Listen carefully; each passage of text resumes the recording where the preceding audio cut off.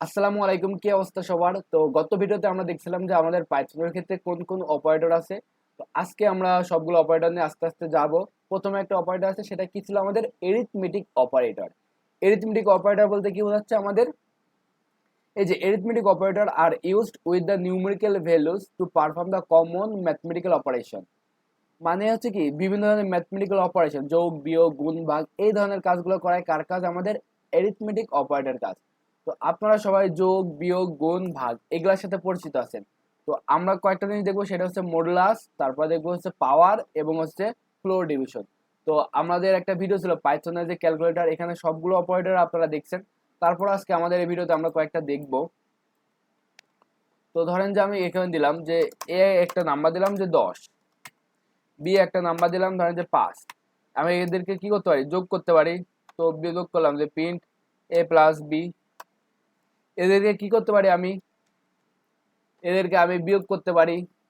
এদেরকে আমি কি করতে পারি? গুণ করতে পারি। এদেরকে আমি ভাগ করতে পারি। এবং এদেরকে আমরা কি করতে পারি? ধরেন যে ডাবল ভাগ করতে পারি। তো এই জিনিসটাগুলো আবার তো দেখি। আর একটা আছে কি? মডুলাস। এই জিনিসগুলো আমরা দেখি যে আসলে কোনটা দ্বারা কি বোঝাচ্ছে। তো যোগ, আপনারা সবাই যোগ জানেন যে 10 আর যোগ 5 কত হয়? 15। 10 থেকে 5 বিয়োগ করলে কত হয়? 5।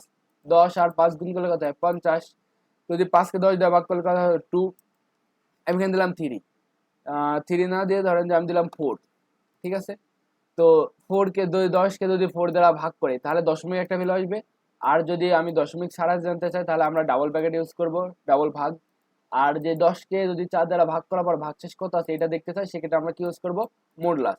যেমন ধরেন যে এরকম, যে 10কে যদি আমি 4 দ্বারা ভাগ করি, তাহলে 4 দোকানে 8, তাহলে আমার ভাগশেষ কত থাকতেছে? 2।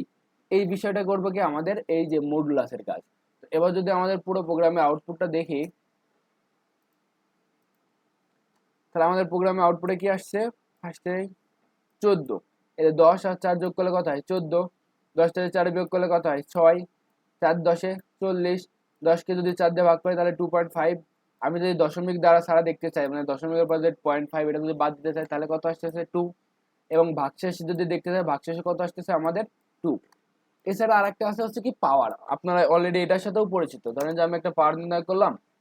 ধরেন যে এর মান দিল 2, এবং আমাদের পাওয়ার নির্ণয় করা দরকার যে a টু দি পাওয়ার 3 এর মান কত? a টু দি পাওয়ার 3। এই যে ডাবল গুণ যেটা দেখতেছেন, এটার কাজ হচ্ছে কি? আমাদের এক্সপোনেনশিয়াল এর মান আনে, অর্থাৎ পাওয়ারের মান। a টু দি পাওয়ার 3 এর মান কত? এর ভিতর মান আছে কত? 2 টু দি পাওয়ার 3 এর মান কত আমাদের? 8। এটা আউটপুট পাচ্ছি কত? আমরা 8। তো এরিথমেটিক অপারেটর সম্পর্কে আপনারা সবাই অবগত আছেন, কারণ কি আমাদের অলরেডি একটা ভিডিও আছে পাইথনের যে ক্যালকুলেটর, সেখানে আপনারা এই সম্পর্কে জানছেন। এর জন্য আমরা এই ভিডিওটা বেশি ডিটেলসে যাব না।